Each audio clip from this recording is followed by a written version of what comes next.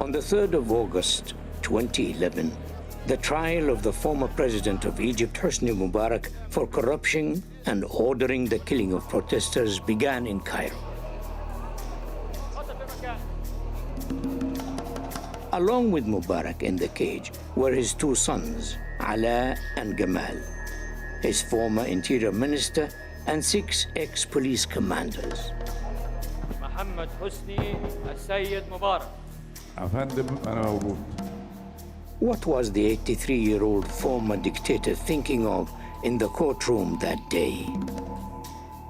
Was he perhaps reviewing the journey through life that had brought him to this place?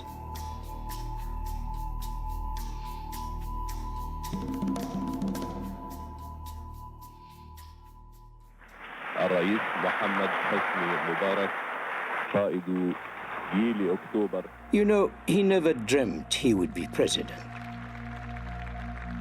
أن أحافظ مخلصاً على النظام الجمهوري وأن أحترم الدستور والقانون. He never even dreamt he would be vice president. الشعب رعاية كاملة وأن أحافظ على استقلال الوطن وسلامة أراضيه. هو نفسه كان شايف كده. He himself recognized it. He realized that his highest ambition was to become the ambassador in London. Why the ambassador in London? Why London in particular? Is there, for example, a certain reason that I don't know about? Why London? Is it because of his wife or what? His wife, Suzanne Thabit. She was half British, you know. Oh, she loved the idea of power. كانت تدرك أنها هي صاحبة البلد. She thought that she owned the country, and whatever the Egyptian people did, she always had the upper hand. She would claim that they were ungrateful. We offered them everything we could. She was known to have a sharp tongue.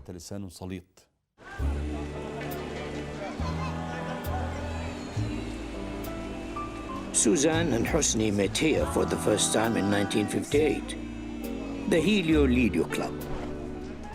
He was already the deputy commander of the Air Force Academy by then, but he'd never been here before. Suzanne's brother, Munir, was one of his students. He'd invited his teacher to celebrate his graduation and to come and meet his family. It was an invitation that changed Mubarak's life. Our relationship was very strong, as we were always together. Especially in the Air Force, there was this teacher-student relationship. Suzanne once said on TV that it was love at first sight. Who knows? But what is certain is that Hosni Mubarak became very close to her entire family very quickly, and a frequent visitor to the Thabit home here in Heliopolis. He met a completely different family who were sophisticated compared to him.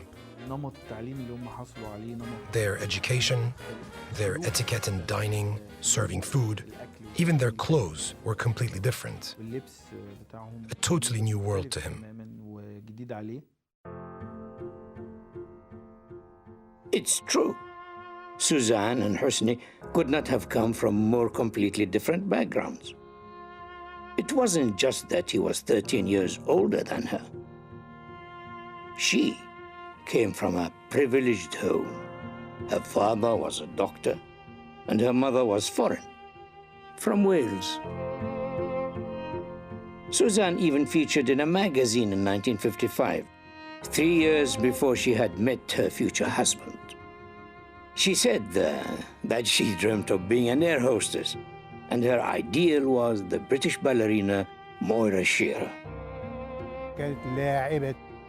She was a gymnast and a swimmer. She was a member here. She was well known for gymnastics and swimming. She took part in many sports.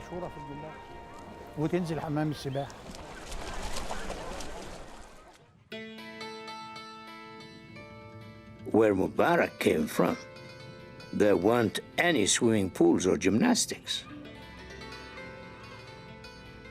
Kafr Mselha was just a poor village. It's changed a lot since he was born here in 1928, of course. But one thing has stayed the same. It's still poor. This is the Mubarak family house.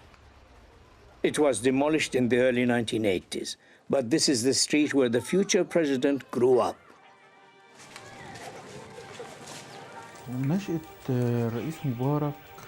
President Mubarak was brought up in Kafr al-Masalha, like many kids. I don't want to say the poor, but the very poor. His father was a court clerk, and his mother an illiterate. The family's income was very low. So, for example, bringing meat home was seen as a special occasion.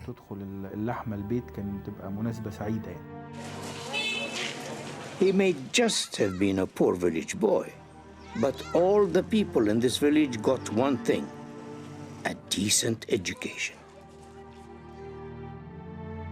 That's down to one of the most famous people ever to come from here, Abdulaziz Pasha Fahmi. He had risen to great heights in Egypt more than 100 years ago. One of the people that left a mark here was Abdulaziz Pasha Fahmi. He founded a preparatory school, a ceremony house, and a mosque. Besides all of this, he was an extremely popular person who was respected and admired by everyone.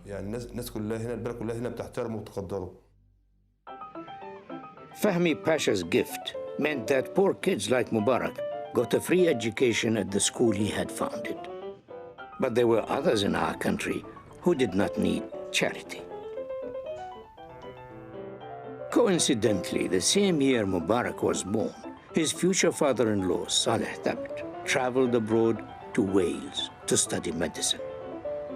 I wonder how many Egyptians were capable of doing that then. Surely not many. This is Saleh's application to the university. Note how he gave his father's occupation as landlord. He would be studying at the Welsh School of Medicine in Cardiff, and as a student he'd be living in Cardiff, which certainly in some parts of the city was quite a multinational city by that time. While he was studying in Cardiff, the young Egyptian medical student met a nurse from the Welsh valleys. Sometime later, Lily May Palmer took him home to this modest house in Pontypridd to meet her parents. No one could suggest that Pontypridd was cosmopolitan. This has always been a small, closed mining community. It would possibly still be unusual today. So for then, it must have been an amazing thing to happen. She comes home and introduces him, because again, it would have been very unusual for anybody of any colour to be in the South Wales Valley at that time. It was possibly very unusual for the Italians to come over. It would be even more amazing that somebody from Egypt. Lily's father, Charles, was a coal miner, and like so many British working people of that time, was none too keen on his daughter's relationship with a foreigner. Finsbury Town Hall in North London. It was to here that Lily Palmer and Saleh Thabit eloped in 1934 to be married. The only member of the bride's family who attended that day was Lily's sister. I think it would have been quite scandalous. I think there would have been quite a few raised eyebrows and a lot of, oh, what's Lily doing? Marrying this man, we don't know him, he's foreign, he doesn't eat the same foods as we do. I think there would have been quite a lot of shock in the community when they found out what she'd done. 2 years later, in 1936, the couple left for Egypt and had their first son, Munir, Mubarak's future student, friend, and brother-in-law. Then in 1941, In the midst of war, Suzanne Saleh Mustafa Thabit came into this world. Her home village of Nazlet Thabit even bore the family surname. They owned most of the surrounding farmland. What Susie wanted, Susie got.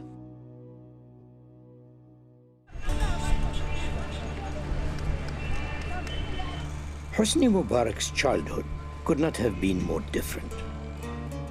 For secondary school, he used to walk 4 kilometers each way. I would guess he remembers each one of those steps. Like these boys in his village today, he loved sport. He never lost that love. Just like now, in those days, one of the few ways out of poverty was to join the military. But even that required contacts in the right places.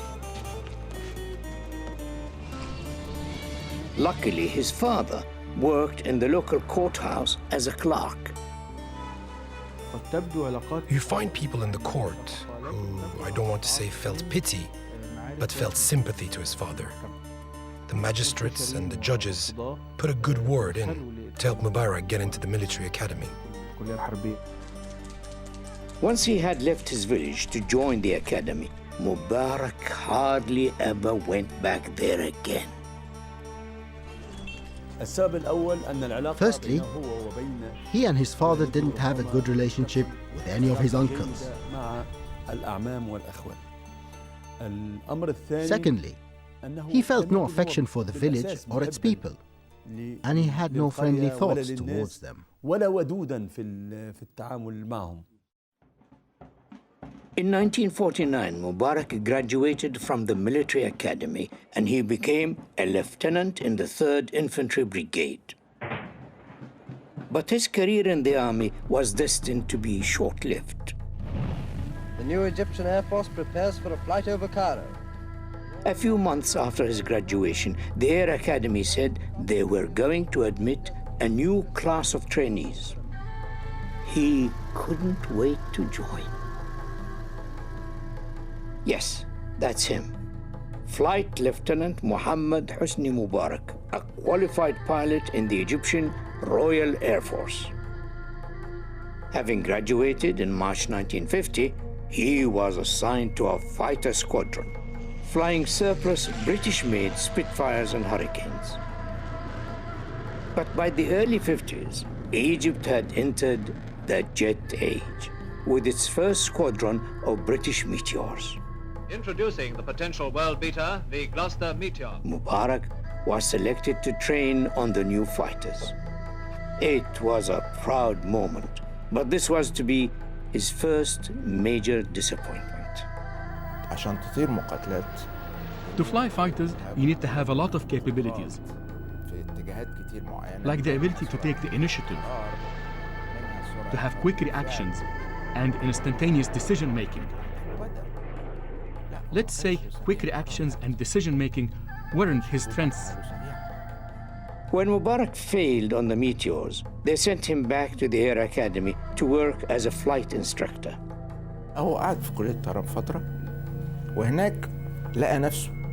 He spent a long time at the Air Academy.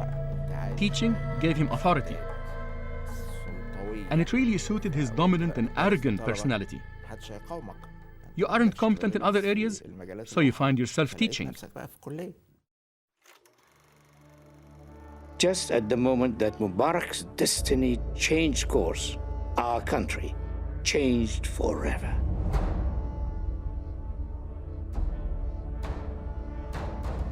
On the 23rd of July, 1952, a group of young officers calling themselves the Free Officers carried out a military coup against our King Farouk.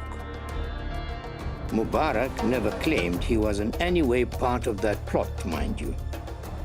Within 3 days of the start of the coup, Farouk was gone, sailing into exile. Egypt was to become a republic. President Gamal Abdel Nasser used to go to the academy for graduation ceremonies. So it was natural that he and Mubarak would meet. But Mubarak had no interest in politics at all. He just wanted to get on with his life. Truth be told, he had no other life outside the academy.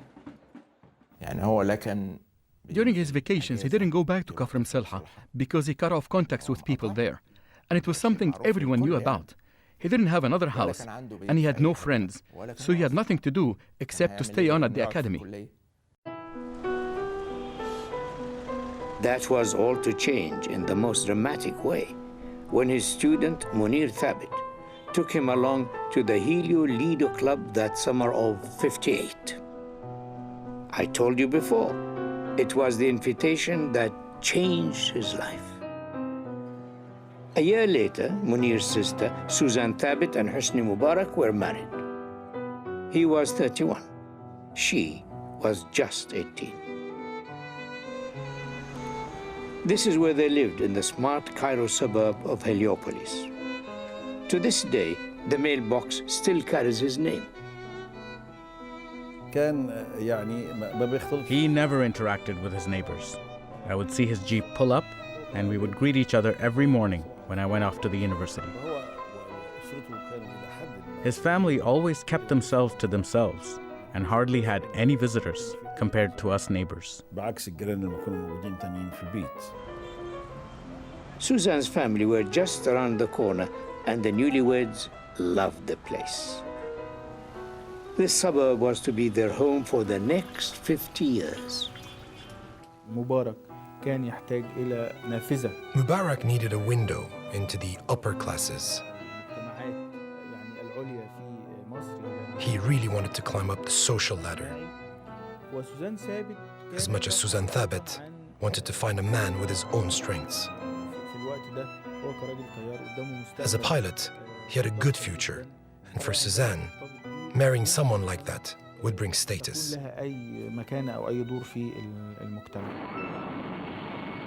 The same year Mubarak married, he was back in the air again.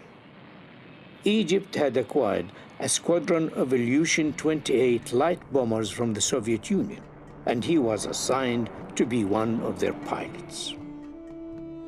Then in 1962, when we got 30 of the much better Tupolev 16 heavy bombers, he moved up to them. They may not have been fighter planes, but this was at least a combat unit. In bombers, one normally flies the route protected by fighters. It's a heavy aircraft, not maneuverable. So we don't need such capabilities from him. No man is complete without sons, and Mubarak was blessed with two. His firstborn, Ala, and Gamal, born 2 years later in 1963. The two boys were the apple of their father's eye. The father would leave any work in the world to hear news of one of them, or to request a privilege for them, or to talk about them. He talked about his children with a lot of love, kindness, and passion. Mubarak's Air Force duties did not leave him much time for his family. He was promoted to command our heavy bomber brigade. And finally, he was to see action. But not against the Israelis. It's a long story, but to cut it short, the government of the Republic of Yemen had asked for our help in their war against tribes loyal to their royal family.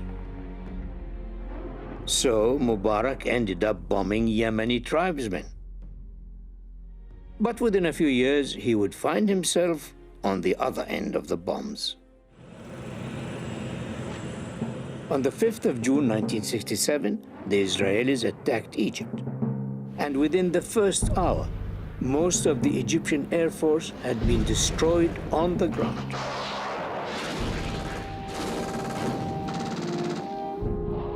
Mubarak was in the air at the time, on a training mission with 10 bombers. He headed south to Luxor, where he thought he and his planes would be safe. He was wrong. Within minutes of his landing, the Israelis had destroyed every one of his planes before his very eyes. Not only were we as a nation defeated and humiliated, but it was a personal humiliation for Mubarak too. Far from flying home in triumph, he and his crews had to make their way back to their base by train, still dressed in their flight gear. He definitely felt extreme grief and extreme sadness. And defeat is awful. Defeat is very, very awful. Extremely cruel. I mean, after the pride and the power, and then what happened? So you're completely depressed and get into severe psychological crisis. Actually, we all had that. Some people got over it and some didn't, and stopped flying altogether. Mubarak was one of those who was never to fly again. But in his case, that was because he was assigned to command the Air Academy. Rebuilding our armed forces was an immediate priority, and he was to be in charge of producing new pilots. He was competent in that field. Military history is a witness that under his command, he graduated no less than 380 of the most qualified pilots in the armed forces, and we got into the 1973 war with them. In March 1969, President Nasser arrived at their academy on an unscheduled visit. When Nasser was introduced to Mubarak, he turned to him and asked, "What are you doing here?" Mubarak was sure this meant the end of his career. In fact, the president had something else in mind.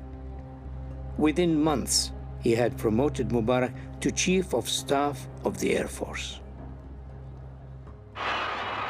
But his patron was not to live for long. And in September 1970, Nasser died from a heart attack aged 52.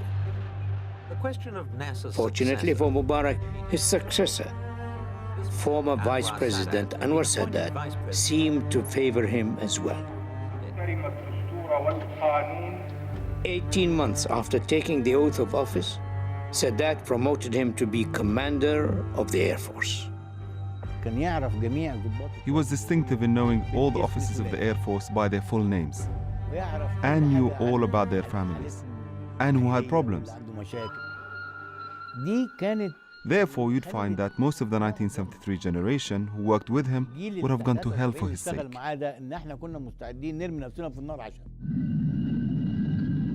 October 1973, war yet again. But this time, it was to be different. For the first time, we showed the Israelis what we could do, and our pilots did us proud.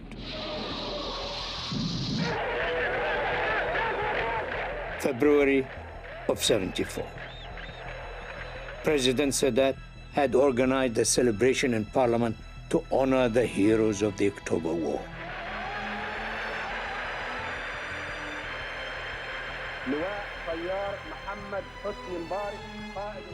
Mubarak was promoted to the rank of Lieutenant General. But for him, soon there would be more to come.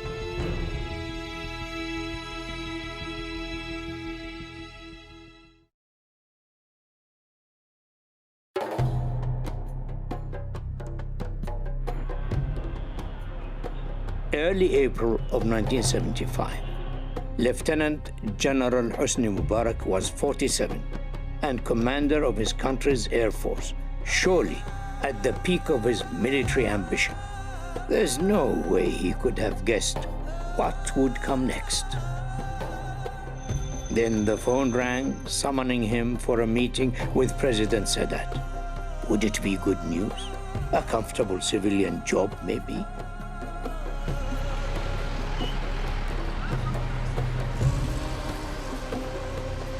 Mubarak was later to say that as he traveled through Cairo on his way to Sadat's residence, he dreamt of his future.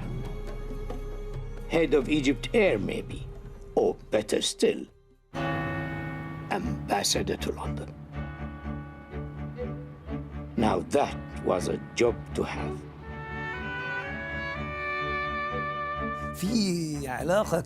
There's an inexplicable relationship between Egyptians and London, not just Mubarak. Maybe it's the language. Maybe the media always focusing on stuff in London. The English movies we used to watch when we were small. The tourist scenes of London is something you can find in all Egyptians, not just Mubarak. All true, but Mubarak had his own special reasons too. Remember, his wife, Suzanne, was half British. Imagine the thrill of her returning to her mother's country as the wife of an ambassador. She and he, important people meeting the Queen.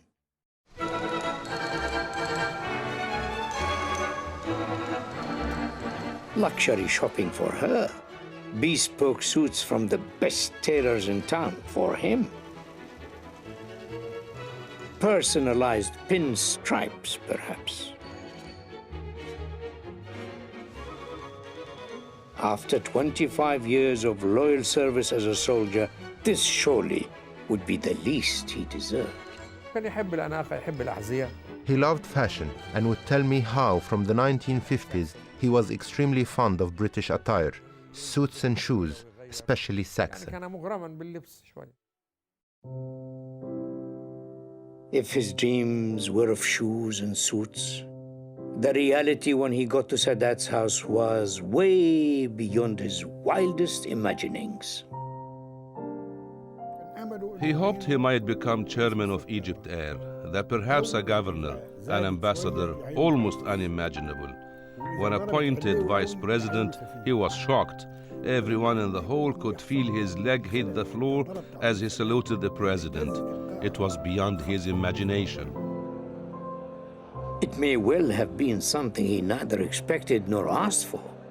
But with the vice presidency came a whole new set of opportunities for his family. As you would expect for someone with his new status, they were given a beautiful villa in Heliopolis. As for his boys, they could now go to the same school as President Sadat's son had attended, St. George's College.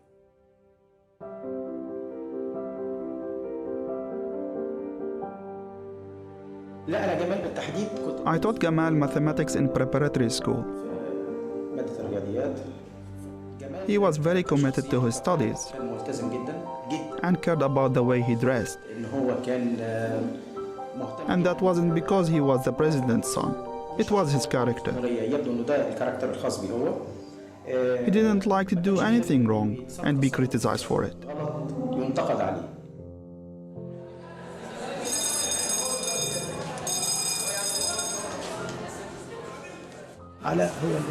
Ala really loved sports, and football in particular. I mean, he was a member of the school football team. He was very loved among his friends. So if I draw a comparison between him and Gamal, no. Gamal did what he had to do. Ala was an extrovert. Here is an interesting coincidence. President Sadat had his half-British wife, Jihan. Vice President Mubarak had his half-British wife, Suzanne. Jihan was very prominent, always in the public eye. Suzanne and Hosni chose to be more modest, to stay in the shadows, or follow in the Sadat's footprints. When Jihan went back to university, naturally Suzanne decided to follow suit. So, age 34, she enrolled at the American University in Cairo to study sociology. Suzanne Mubarak was a very hardworking student. She was not highly intelligent, but she was above average. I remember she always wanted to appear to be the one concerned about Egypt's problems. After she finished her undergraduate degree, Suzanne went on to complete her master's. Her topic, poverty in Egypt. This took her for the first time to places she had never seen in our country before. What a contrast. Suzanne with her university degrees and her husband, the career soldier. I don't think he read newspapers or even books before becoming vice president. The man was a man of action, who enjoyed being in contact with people. However, he wasn't keen on reading and writing. At first, his job was simply to deliver a message, bring a message, attend a funeral, travel to China, travel here and there. Not a month passed without traveling somewhere.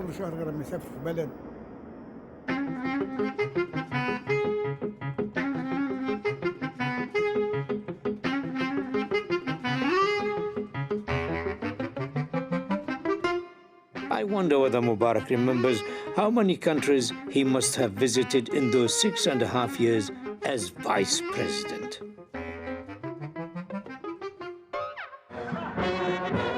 He may have been constantly traveling, but the reality is he didn't really have a proper job as he sat in Sadat's shadow.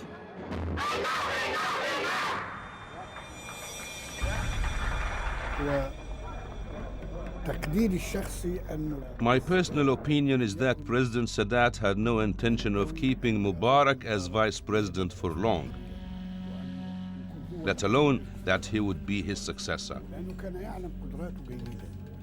He knew that Mubarak hardly had any political experience and lacked any sort of vision. He was a strongly built officer. But up here, there was nothing. He became vice president and president by coincidence in a regime that cherished loyalty.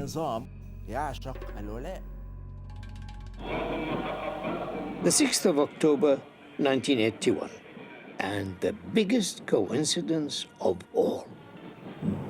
It was the annual military parade on the anniversary of the 1973 war. Mubarak was there as usual, sitting next to Sadat as they watched units of the armed forces march before them. Just before 1 p.m., 4 men leapt from a military truck in front of the reviewing stand, firing machine guns for well over a minute at the dignitaries.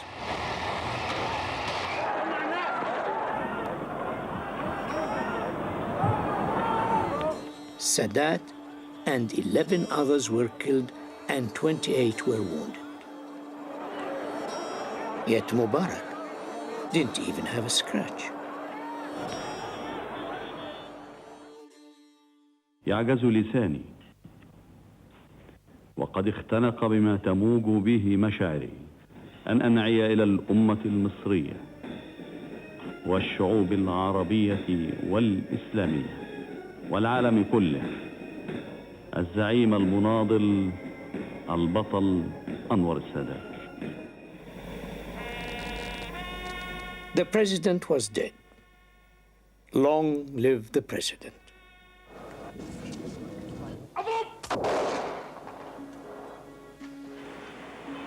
Just as with Sadat, when Nasser died suddenly, it was natural that Mubarak, as vice president, should now succeed our assassinated leader.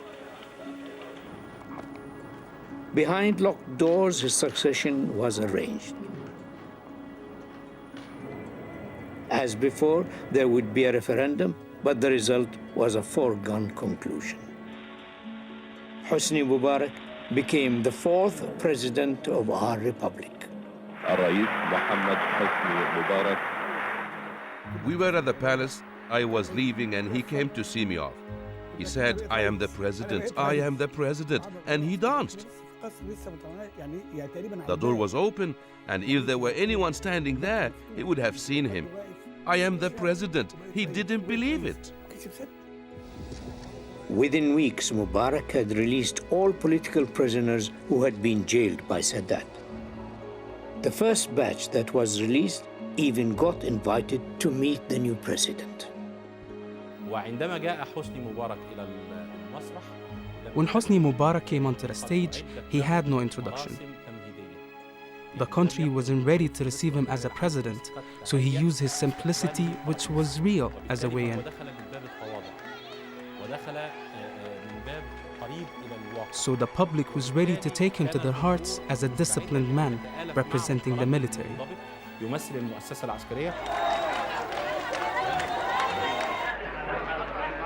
It may seem odd now, but back then Mubarak quickly built a reputation as a listener, a man who took advice, but most of all, a president who would be close to the people. At the time, the president was a simple, ordinary man. He rang the bell and asked for a paper and pen from his secretary so as to write down what I, as an ambassador, would say. He asked me about the diplomats, who are the distinguished. What is my opinion about the appointment of someone? Actually, during the 80s, the president was completely different. He was an ordinary, simple man who appreciated good work.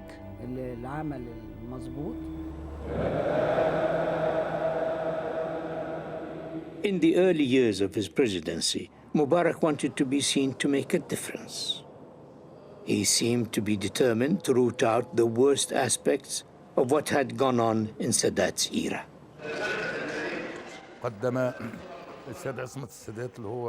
He took Asmat al-Sadat, the late President Sadat's brother, to court and to the Prosecutor General to investigate him for corruption. That was a very important trial, and it created an atmosphere of belief that there was a determination to have a pure and impartial presidency, and he would not leave any corruption without tracking it down. As for his own family, they had to be seen to be purer than pure. There shouldn't be any opportunity whatsoever for even the remotest charge of misuse of their influence.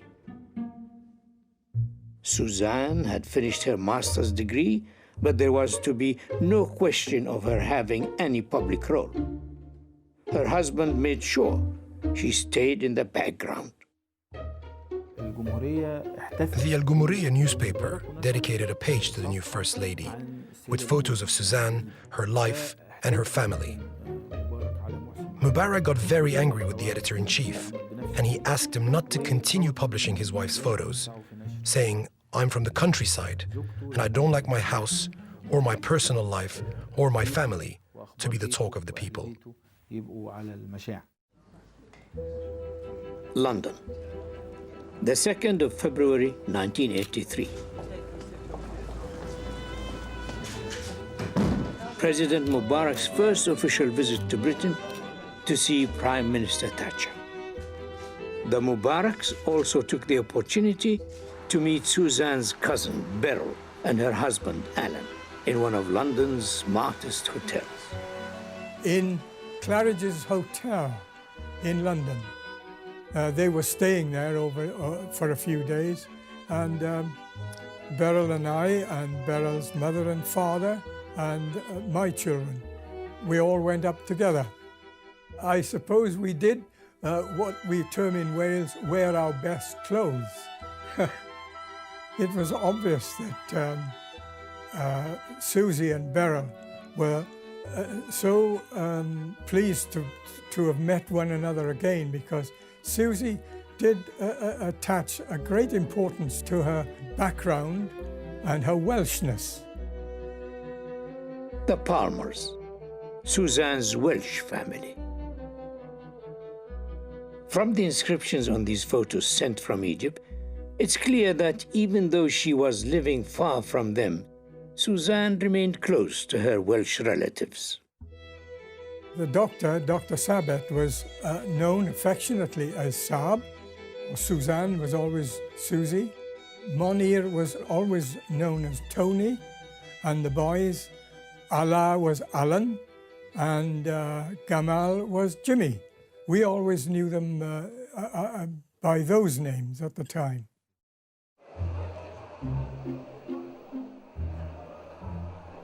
Alan and Jimmy, Ala and Gamal, in the same courtroom cage with their father. Hardly the future they would have expected with their background as a president's son. Privileged, highly educated at the best private schools and university in Egypt. After St. George's College, where all the students were taught in English, it was the American University in Cairo for them both. Ala was more modest and more sociable, while Gamal was either more serious or more cold.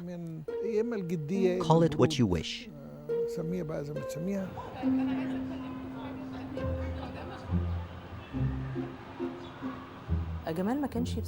be honest, Gamal had no presence on campus. But Ala, I couldn't describe him as standing out. But what I'm trying to say is that if one of them had a presence, then it was Ala. Gamal was referred to as the brother, the one no one knew anything about. You were tall at the American University in Cairo. Suzanne graduated from here with both her degrees, Ala and Gamal too. The president attended every one of those ceremonies. It wasn't a problem then for him to mingle with the public. After Gamal got his master's in business, he became an executive at the Bank of America. First in Cairo, then in London. He may not have been renowned for his sense of humor, but as a banker, he must have had some talent. Knightsbridge, London. Over the years, it has become the second home for many wealthy Arabs. This is Gamal's house, now estimated to be worth many millions of English pounds. Everyone in the Egyptian community here knew this was where the president's son lived, but not many went through the front door. He lived a life unlike the one in Egypt, and would only be seen in his Daimler car. Not someone who really interacted with the community. While Gamal kept his low profile in London, it was a quite different matter for his elder brother Ala in Cairo. Given his rumor-filled reputation, his father was concerned for him.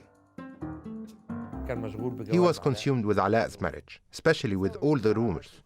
He wanted grandchildren. Mubarak himself was relatively old when he had kids. It was Suzanne who found Ala his bride. She was attending a wedding in the early 1990s when she spotted a real Egyptian beauty. Heidi Rasikh and Ala married in 1993 and settled down in Heliopolis, in this apartment block not far from his parents. The Mubaraks were certainly a family of habit and routine. The president never let the discipline of his Air Force days slip. President Mubarak loved sports. Exercising to him was very important. No matter the situation, if it was war or during a severe crisis, he would find time to exercise for at least a couple of hours. Sport was part of his essential lifestyle. 1987, and Mubarak begins his second term as president. At one time, he had thought he would not stand for re-election.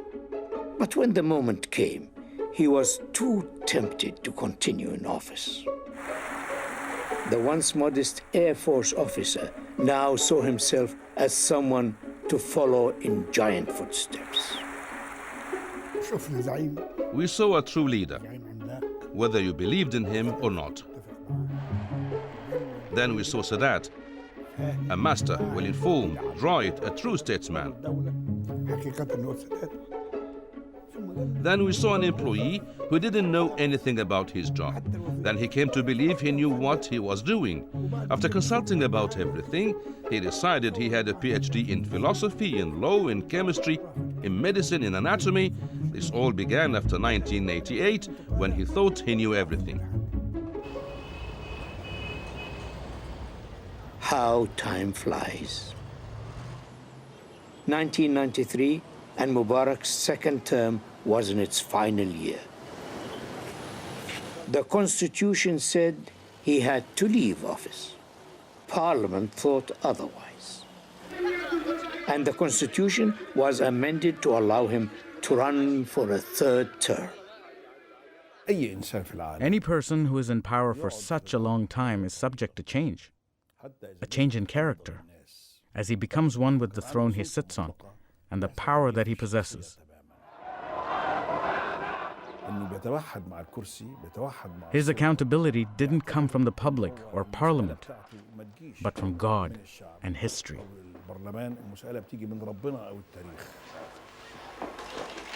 Anyone, even a prophet, would change. He may not have believed he was a prophet, but in 1995, something happened that contributed to the president's sense of immortality. Shortly after having arrived in Addis Ababa to attend an African summit, his convoy was attacked by armed men.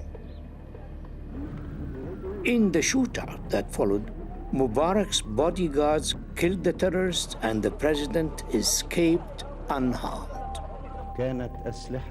When he came back from Ethiopia, all of Egypt gave him an overwhelming reception. إذا كنت قدرنا فليوفقك الله وإذا كنا قدرك فليعينك الله على أن تتحمل. He saw himself as a great man whose destiny was interlinked with Egypt's. Towards the end of the 20th century and the beginning of the new millennium, I believe that Mubarak truly considered himself to be a pharaoh or even a demigod. Demigod or pharaoh? Who knows what he and his family thought? But what we do know is that as they surrounded themselves with the trappings of wealth and tarnished privilege, they became more and more isolated from the realities of ordinary Egyptians.